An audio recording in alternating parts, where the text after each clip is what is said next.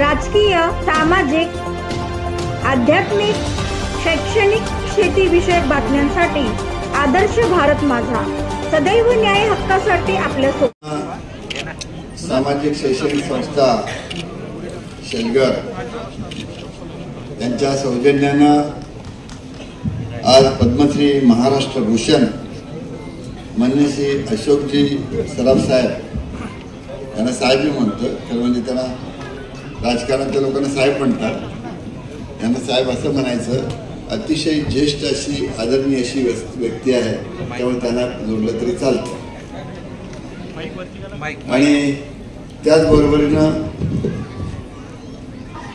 निवेदिता ताई या जोडीचा सराफ साहेबांचा संबंध सत्कार होत असताना साहजिकच त्यांच्या मागं मगाशीच निवेदकांना सांगितलं की अगदी पूर्णपणानं पाठीशी उभं राहून पूर्ण सहकार्य करणाऱ्या आणि त्यांना पुढं येण्याच्या दृष्टीनं पूर्ण त्यांचं महत्त्व आहे अशा निवेदिताई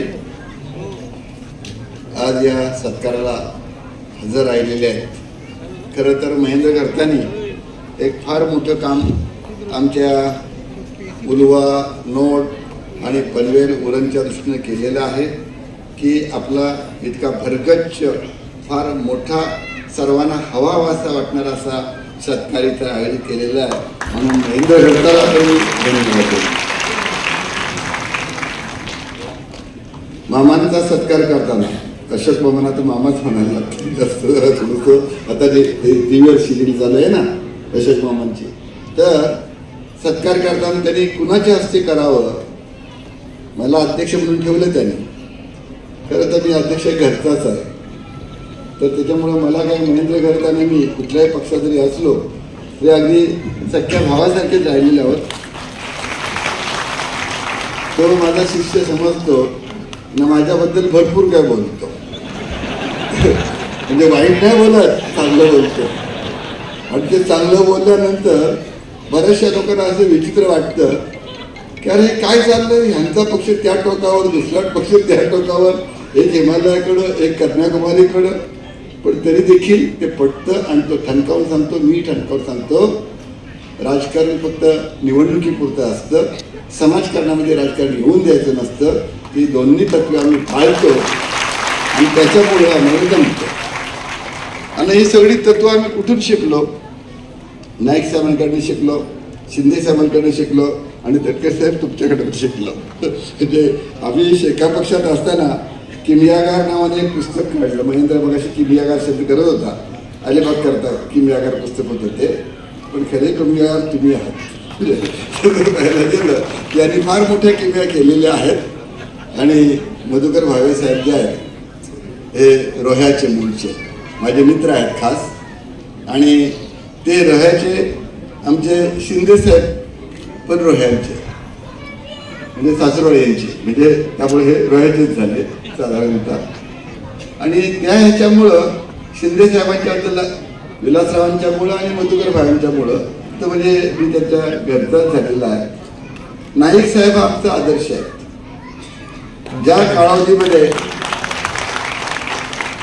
अगदी सुरुवातीच्या काळात आपल्याकडं लढाई सुरू व्हायच्या अगोदर प्रकल्पग्रस्तांची लढाई कुठे सुरू झाली असेल तर नव्या मुंबईमध्ये जुगाव, जे जुगाव आहे तुर्बा तिकडं, त्यावेळेला ज्यावेळेला ते शुल्कवाले तिकडे जायचे त्याला जेव्हा पाटलांच्या बरोबरीनं ताटपणाने तिकडे त्या भागात कोण असेल तर नाईक साहेब असायचे।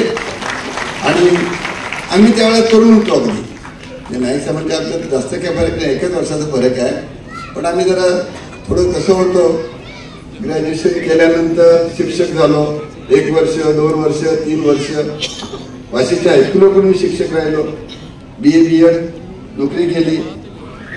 साहेबांचे चिरंजीव अतिशय चांगले आहेत, हुशार आहेत आणि संपूर्ण चांगलं करतात। माझी खासदार आहेत संजीव नाईक, मी त्या शाळेवर वाशीच्या ती first new Bombay school Vashi, sector 1 जो आहे न्यू बॉम्बे वाशीचा, त्या जिथे नवीन जमते पहिला रस्ता होत होता, D टाईप सुरू होत होतं, तर त्यावेळेला संजीव नाईक त्या शाळेत होते आणि मी त्यांचा सर होतो। आणि अजूनही मला थोडे लोक 1% पण 0.5% लोक सर म्हणतात, त्यात त्यांचा मला फार अभिमान वाटतो की मला सर बोलणारे कोणतरी आहेत. शेठ बोलून आनंद नाही मिळत, सर बोलले जे मला बोलतात ना त्या बाबतीत मला जास्त आनंद मिळतो. म्हणजे तसे पाहायला गेलं तर 1 2 3 4 चारही माझे गुरु आहेत. खरं मी साहित्य क्षेत्रातला पण थोडासा आहे, आठवणीत राहिलं साहेब. मी मराठीचा BA असल्याकारणानं मराठी नाटक, कादंबरी, कविता ह्याच्यात रमणारा माणूस आहे आणि सिरियल भरपूर बघतो. आता सगळ्या सिरियल भरपूर बघतो अगदी. आता रिटायर झाल्यानंतर काय 75 माझी मी पण गाठलेली आहे, आता 75 मध्ये चालू आहे. तर त्यावेळेला ह्याच्या कारणानं साहित्यामध्ये गोडी असल्या कारणानं शिक्षक असताना हे असताना अगदी रवींद्रनाट्य मंदिर काय किंवा बरीचशी ठाण्यापासून सगळीकडे नाटक बघायला जायचो आणि खऱ्या अर्थानं वेळ आपल्याला त्यावेळेला नाटकाचं होतं. आता हे सिरियल वगैरे आता आपल्याकडे आल्यात, तर त्या काळापासून मला सराफ साहेबांचं काम हे अक्षरशः वेळ लावत होतं. आणि ह्याच्यामध्ये ज्या वेळेला महेंद्र कर्तांनी सांगितलं की असा असा एक प्रोग्राम ठेवतोय आणि तुम्हाला अध्यक्ष करायचं आहे, तर म्हटलं वा, ज्यांचा सत्कार आहे ती व्यक्ती महाराष्ट्राच्या दृष्टीनं त्यांना आता महाराष्ट्र भूषण सरकारनेच पदवी दिली. त्याच्यामुळं आपण बघायला गेलात तर खऱ्या अर्थानं ज्या लोकांना भूषण म्हणायला पाहिजे, तर आपल्या साहित्य, संस्कृती, प्रत्येक माणसाचं महाराष्ट्रीयन माणूस जो आहे त्याला अभिमान वाटावं अशा प्रकारचं काम त्यांनी केलंय आणि आपल्याला शिकवून त्यांनी दिली.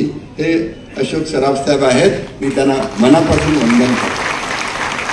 प्रत्येकाच्या मनामध्ये त्यांची एक वेगळी जागा आहे. अशी जागा आहे की आमच्या सभासाहेब असतात राजकारण्यांच्या, तेव्हा गाड्या पाठवाव्या लागतात माणसं आणायला. म्हणजे इथं बस पाठव, तिथं गाडी पाठव, माणसं गोळा करा. पण आपलं नाव झालं आणि हा हॉल अपुरा पडला. बाहेरही तशीच लोक आहेत. किमयागार खऱ्या अर्थानं म्हणजे ही किमयाची साहित्यातली, संस्कृतीतली, नाट्यकला असेल, पिक्चर असतील, ह्या सुद्धा कलाच आहे ना. नृत्यकला, संगीतकला, नाट्यकला. तर ह्याच्यामध्ये तुम्ही जो महाराष्ट्र घडवण्याच्या करता सगळ्या भूमिका केल्यात तुम्ही. काय काय नाही केलं, सरळ मार्गाने पण केला आणि व्यंगात पण केलं. त्यातून सुद्धा व्यंग आपण बघत असताना त्यातून शिकतो की हा हे असं दाखवतंय ना, हे व्यंग आहे ते दाखवत आहेत आणि माणसाने कसं व्हायला पाहिजे. पण खरंच तुम्ही सगळ्यांच्या करता अगदी महाराष्ट्राला वेळ लावले, महाराष्ट्रा बाहेरच्या लोकांना सुद्धा वेळ लावलेला आहे. ह्या नाट्याचं, ह्या सिनेमाचं आणि खरा महाराष्ट्रीयन माणूस तुम्ही घडवलाय, दाखवलाय आणि त्यामुळे तुम्हाला खऱ्या अर्थानं 27 व्हावं. आता तुम्ही 75 पलटले, 78 वर गेले, पण 27 व्हायचं असंच यावं आणि शेवटच्या घटकेपर्यंत म्हणजे स्टेजवरती तुमचं रूप आम्हाला दिसावं अशा प्रकारची देवाकडे प्रार्थना करतो आणि बरीच भाषणं मी थोडक्यात थांबवतो. जय हिंद, जय महाराष्ट्र.